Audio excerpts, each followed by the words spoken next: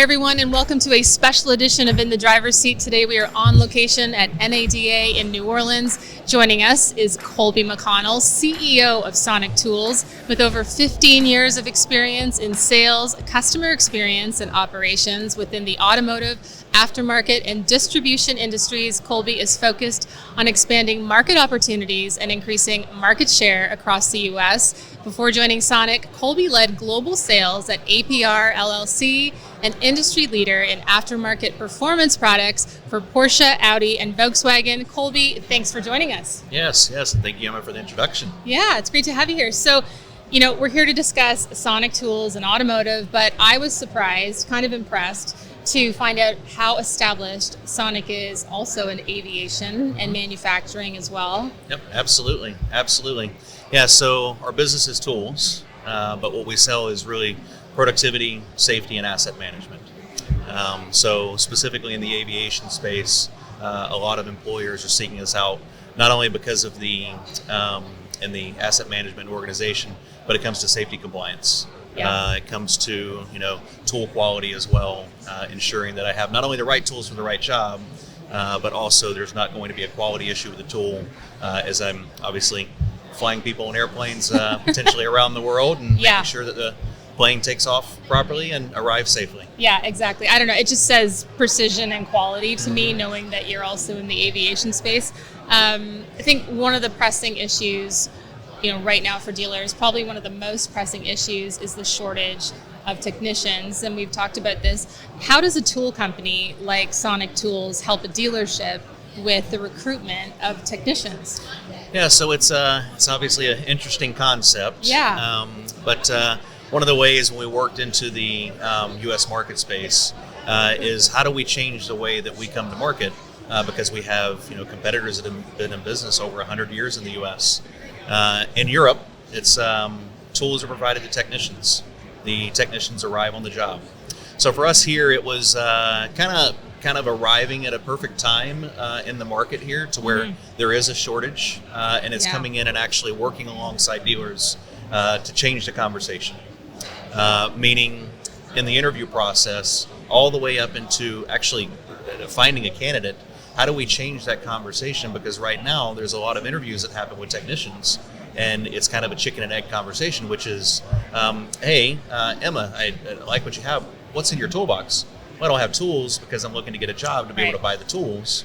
And it's, well, I can't hire you because I need you to be ready to go to work on day one.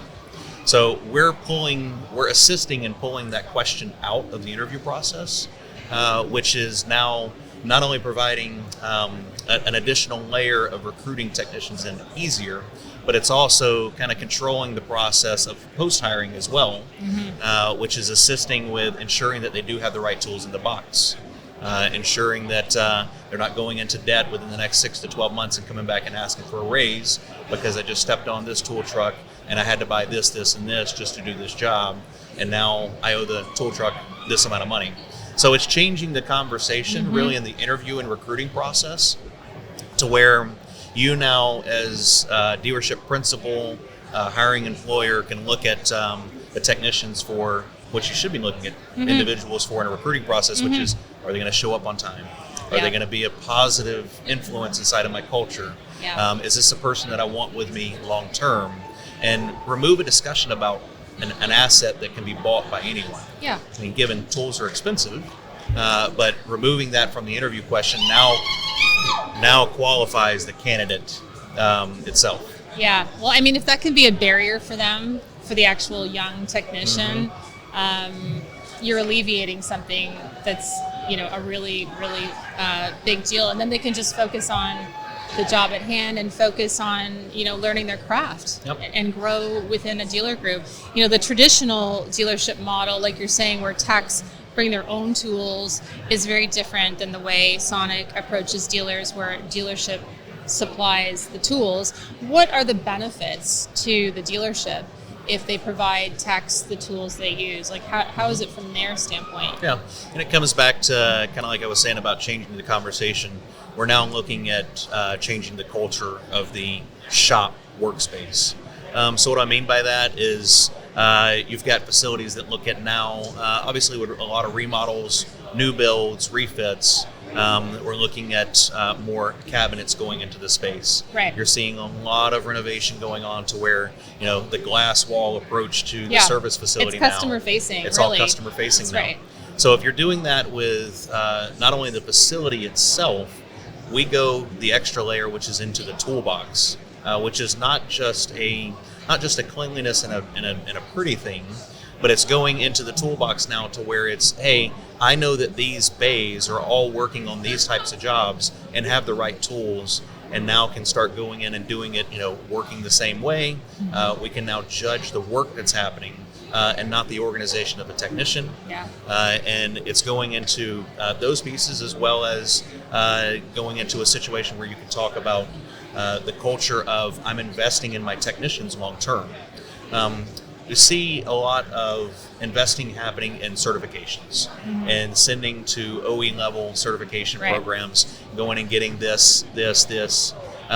But sometimes the actual tools themselves that require that next level are not being looked at. So you can get a technician equipped with all the certifications, the pieces of paper they need to be able to actually do the job with their minds, but then they get back in their toolbox, oh no, I'm missing these 14 tools to be able to do this. And obviously a transition that we've seen over the past, call it, decade is EVs. And it's, all the discussion around how do I work on this EV, and are the OEs equipping us with the information, first and foremost?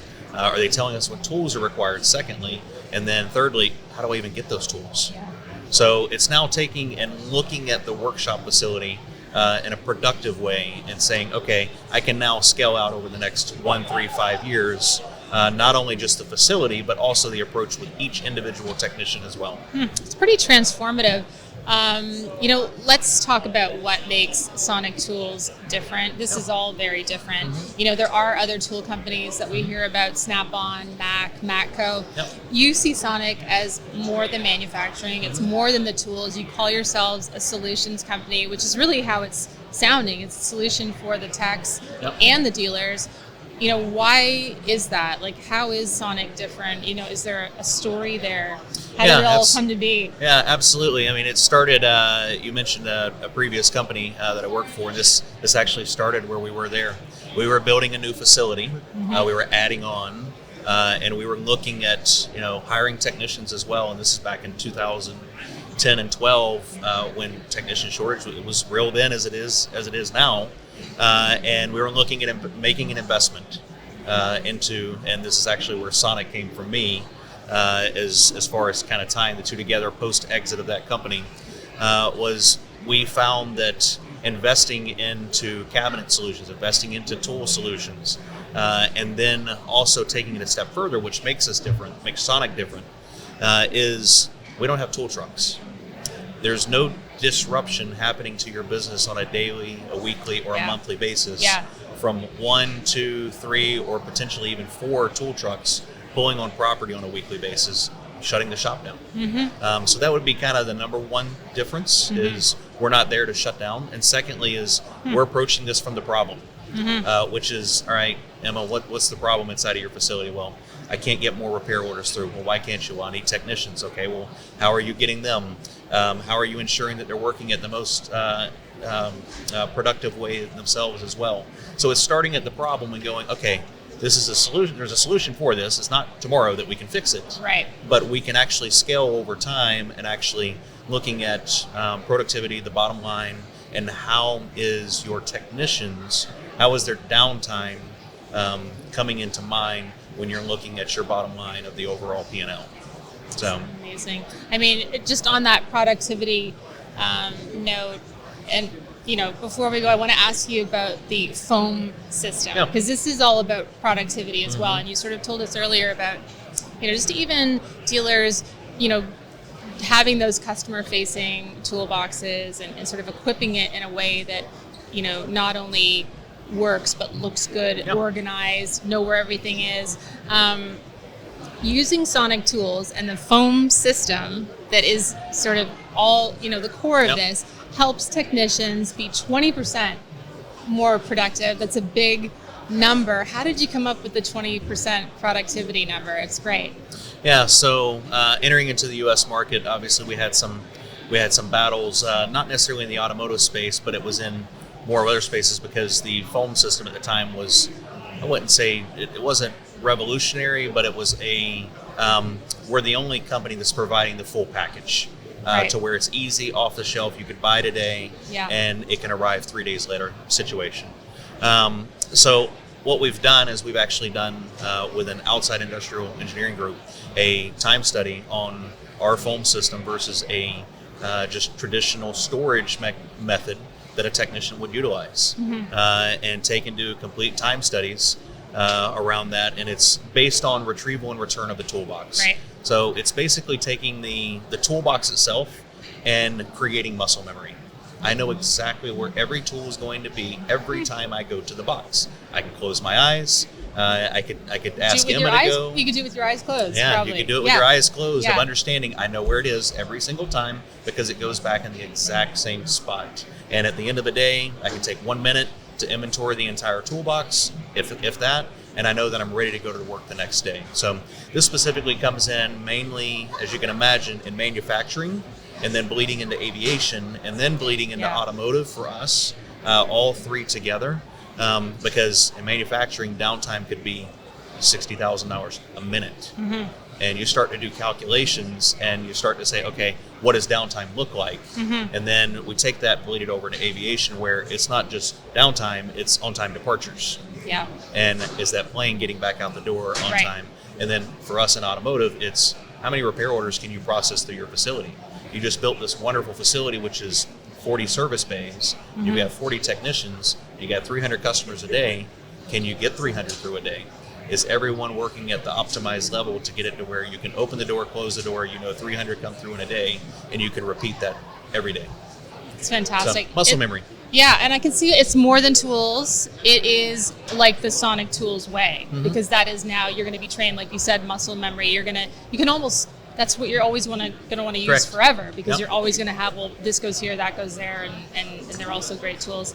Listen, I want to thank you for being with us today. I want to ask you one last question before we go. Because we're at NADA, what have you seen at the show so far, apart from the historic New Orleans weather event? Apart from that, or maybe it is that, what have you seen at the show so far that's really stopped you in your tracks, made you go, wow? Well, I'll tell you, coming from my background and just the business that I'm in with productivity, efficiency, all of that, I will tell you what is actually impressive for me this year, and it has to do with the storm, is Thursday night, typically the booths are set up by 5 p.m. Yeah. They're getting ready to roll carpet out, and like it's Friday morning we're ready to roll. Thursday night we were in our booth at I think it was 10:30, 11 o'clock, and walking this hall, like, this show's not starting tomorrow. And then walking back in the next day and literally carpet being rolled out like 5 minutes before opening of the show. Like, okay, that's impressive. Yeah. Like, here we are, we have a group of people that have put this entire event together, not just us as exhibitors, but also the staff behind the scenes. Right. And it's like, this all came together. Yeah. I mean, I might not have milk in my coffee because the truck couldn't make it across with milk across the interstate, but this show was set up and ready to go. So that to me was actually a pretty impressive feat to see yesterday morning at show start. That is so true. I mean, it is like a whatever it takes group of people, and probably a whatever it takes group of people on the ground in New Orleans for sure. Well, I want to thank you again, Colby, and we will see you all next time from the driver's seat.